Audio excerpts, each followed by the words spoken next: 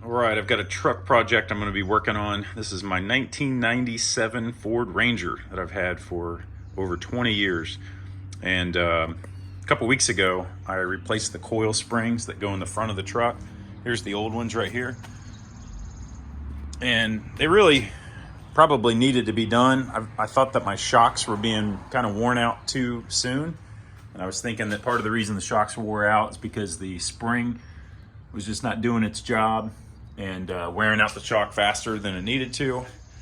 And so I went ahead and bought this Add a Leaf kit for the back springs, which I probably don't need to do on this truck, but I'm gonna do it anyway. I wanna show you my other truck real quick. All right, so this is my other truck, my 2005 Excursion. This is what we use to haul our camper. And so I did the coil springs on the Excursion. Before I did the front coil springs, I did an Add a Leaf on this truck because the back end would squat down. You can see that third leaf from the top is a little more black than the others. And so that's the Add a Leaf that I added. And I was real happy with how that turned out on this truck.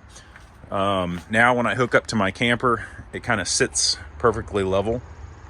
So the goal for this job is to take this spring, add it down here, and just be able to increase the stiffness of the back end a little bit. I can maybe haul a little bit more mulch or whatever I'm carrying and it not squat down so bad. As well as just try to provide a little bit new life to the leaf springs without having to buy new ones, and hopefully I won't have to take the whole thing out, that I can just add the one spring while those stay installed. The passenger side of the truck, this is before the Add a Leaf, we're at 35.5. Driver's side, we're at about 35.25. Okay, I'm gonna put my floor jack under here and go ahead and start jacking up the rear of the vehicle.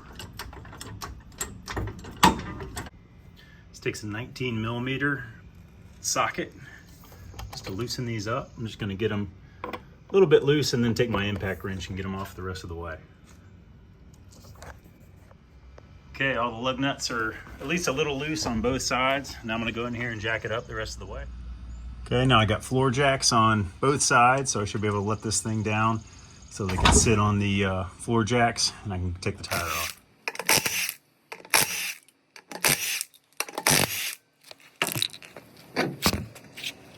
So now we see what we're gonna be working with. I'm gonna get a little bit more of that PB Blaster and spray it on these bolts here, and also this center bolt. What we're gonna be doing today is taking our Add a Leaf and probably adding it between this one and this one. So this stuff should make getting these bolts off a little bit easier. I sprayed them last night and this morning just to give it some time to be able to soak in there. You can do it a couple times, it helps. So this truck has 230,000 miles, and if we take a look at this leaf spring right here, you can see it has a little bit of an angle still, probably not as much as it did when it was new. And so we're hoping that adding one more leaf that's fresh is gonna liven it up a little bit. One thing I'm already a little bit concerned about is we're gonna be dropping this axle lower as soon as I get all this stuff off. And when we drop this lower, this line right here, I'm gonna have to be careful that I'm not gonna break this line. And so we may have to get it released from this little clip so that when this whole axle drops down, that we don't mess this up. Also, another thing before I undo all of this, I'm gonna have to make sure to take this shock loose. So again, that the axle can drop, because that shock is gonna have to come loose before all that can drop down. Okay, this is gonna be 18mm to take the shock off. And then I'm also probably gonna have to take this off as well to be able to drop that axle down.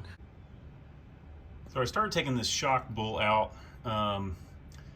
with a socket on this side. I almost rounded it, the nut on this side, because it wasn't quite deep enough. So what I did is I put my impact wrench on this side with a smaller socket and then just held a wrench to keep that nut still, and then it came out this way. So this little sway bar thing came off real easy, no problems there. So now the shock is down. I can just kind of leave it hanging right there. Stabilizer's done. So I want to make sure that I don't have any anything holding on to this axle, because I'm going to need to lower it later in order to get in and add spring here. All right, so these bolts here on this U, these are 18s. I'm not going to use an impact wrench on these. I just don't want to mess up the threads, and so I'm just going to start with a ratchet and get these things loose. So I think the PB Blaster paid off, because these things are coming off pretty easy. If I hadn't done that, just because this truck has been up north for some of its life, I think it would be a whole lot harder to be getting these things off. But you can see that they're not too bad. So I'm gonna go ahead and loosen all of them and take them all off, and then we'll go from there. All right, got those off. This little plate here is just sitting on top. You can see I've got one more nut right there. This one sometimes kind of hard to get off of there. And also it's probably going down through here. And the bottom likes to spin on these things. So when you're trying to take this off, sometimes you need to get this block up off of here, so you can reach in there and hold the other end of it still to be able to get this off. Let's see what happens. All right, 15 millimeter on this nut right here. I'm turning it, I'm not sure exactly. All right, I figured it'd make a lot more sense if I just put a wrench on it like this, then I could see if the top was spinning too or not. And so I'm gonna put this pipe on the end of this wrench and just see. Let's see if it can get it in focus. So it looks like the whole thing's turning, which I figured it would. So the whole thing's spinning when I go to take this thing off. And so I'm gonna have to lift this whole thing up, try to expose the other end of it down here, and then get some vice grips on it so that I can take that nut off of there.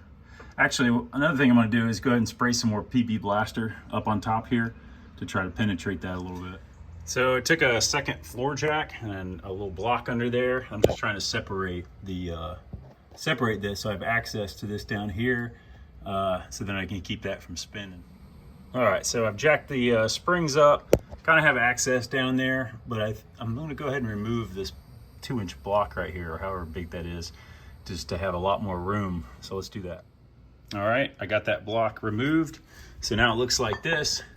Got plenty of room to grab onto the thing on the bottom to try to keep that nut from, or keep the whole thing from spinning and be able to get that off.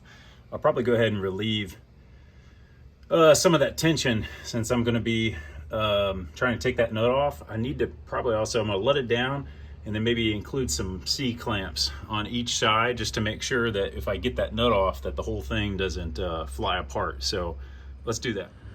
All right, so I got a C-clamp there. And a C-clamp over here.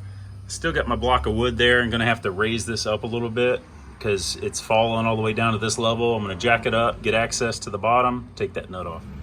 All right, I got the nut off. I used these channel locks just to hold the bottom part, and then I used my impact wrench on the top to get that thing off.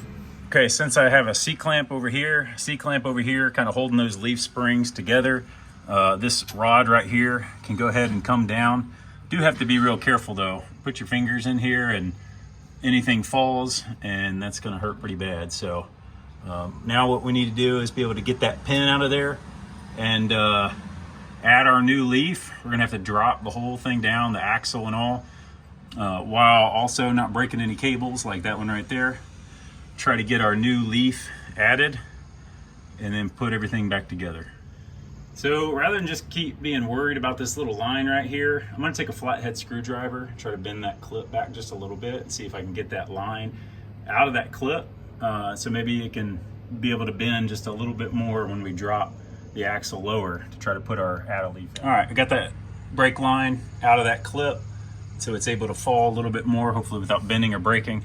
Now the game is to loosen up each of my C-clamps just a little at a time, each one of them, to release these leaf springs. And so I'm gonna do that carefully, a little bit, one at a time. Since my add-a-leaf has such a big angle to it, and I'm gonna be trying to put it into these, really what I'm trying to do now is just drop this axle lower and lower on this side. All right, so I've got a floor jack on the back side, actually on the right side of my hitch right there. lifting up this side of the frame. And then I just put a jack under there just to keep the whole truck from being able to come over here, because I'm trying to get this axle as low as possible. So I can push down on this thing and get a little bit more room, but I need a whole lot of room to be able to add in that leaf, and I took out the thing that goes on the bottom that the leaf goes on top of. So this is really the hard part. This is where it gets tough, because I'm going to need to be able to get that high enough to be able to slide all this new stuff underneath. So I imagine I'll be getting the floor jack out again, pushing all this up, trying to provide enough room to put the new stuff up under there to get my new bolt to go up all the way through. And I also need to be able to get that back in there as well. So this is where it kind of gets difficult for me, is lifting all this stuff up, but hopefully it'll go well. This challenging part of trying to lift all this stuff up and to keep it straight, I'm gonna put the bolt in backwards like this to make sure that these things all kind of stay together. I'm also gonna tighten my seat clamps so that they hopefully won't move, and then I'm gonna push them all. All right, so I had to get the help of the really important people out here. I've got kind of seat clamps everywhere. You can see I got the new leaf in there. I had to drop the axle down. Actually, I had to go on the other side, move my jack stand on the other side of the axle to the end of the axle so that this thing could actually drop far enough to be able to get the new leaf in there. Caroline was a big help in just kind of getting everything lined up. It's still not perfect. I still need to get that little bottom thing to fall in to the, I need that thing to fall into the hole there. And so I'm not gonna be able to do that until everything's all lined up. Actually, you know what? I don't think I want that thing to fall into that hole until I get this nut tight where it needs to be. And so I'm probably gonna have to get the nut on as much as it'll go, jack up all these leaves to be able to get a hold of that thing on the bottom and get that thing as tight as it needs to be, torqued to, I don't know, 30 foot-pounds or something like that. And then try to get that thing to fit there in that hole. And then we can go ahead and jack the thing up. So thank you for your help. Okay, so I am kind of wrapping up this side over here. I got the bolt on where it needs to be. I've owned this Milwaukee cutoff wheel for a little while now, and I just bought the actual cutoff wheel for it. And now I'm gonna use it just to be able to cut this off about right there before I put on the plate and the U bolts and all that stuff and get it back. All right, so that went pretty well. Got my safety goggles on and cut that thing off, no problem. So now I can put my plate back on the top. A lot of people don't recommend that you put these back on, that you should get new ones when you do a job like this, but I'm not going to. So you might want to buy new ones and have these ready before you start this project, but I'm just going to put the old ones. So I got the plate back on there. I hand tightened all these to this point. And now as I go forward, I just want to make sure I'm doing a little bit on each one, or maybe even counting how many times I turn each one and just kind of rotating so that they'll all be even. You want the pressure on this plate going down evenly. All right, so I put a torque wrench on here and tighten them to 90 foot-pounds.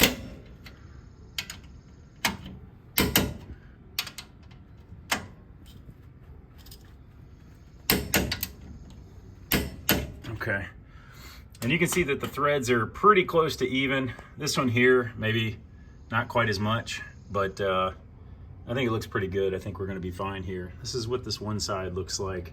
And now I'm gonna jack it up a little bit more so I can get my tire on there. I don't know if you can tell, but it's still leaning. The axle's still leaning just because there's so much more pressure right here on this side with the new leaf spring. So let me jack it up a little higher, get the wheel back on. Get that wheel back on. Remember, I gotta put this back together, put the shock back on there. So let me do that before I put the tire back on.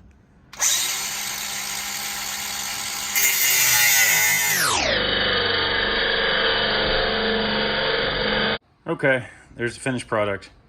You can tell it's raised up a little bit. I'm gonna get a measurement here in a second. From I think 35.5 over here to, I don't know, close to 37.5, so 2-inch gain on this side. Side over here was, I think 35.25, and now it's like, I don't know, 37.25 maybe. It's another 2 inches over here. I was able to put new coil springs in the front and add a leaf to my leaf springs in the back. And then here's what it looks like now. So there's a little rake where it's a little higher in the back than it is in the front, but looks pretty good.